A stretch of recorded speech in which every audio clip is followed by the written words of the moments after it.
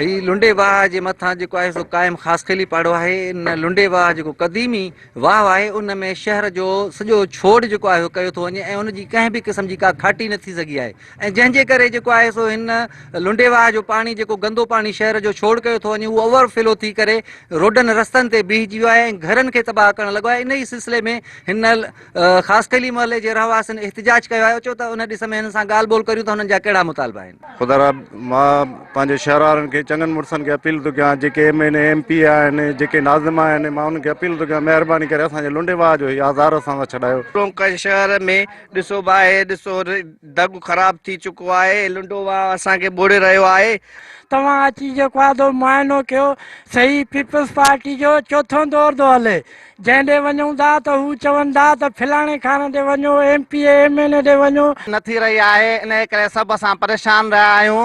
सॼो ख़ासख़ली महला में पाणी इन घरनि में चिकाए पिया, शहर जो पाणी वरी हिन लुंडे में लाथो वियो आहे। मुजीबुर रहमान टोटाणी, सिंध टेलीविज़न न्यूज़, लालू राई।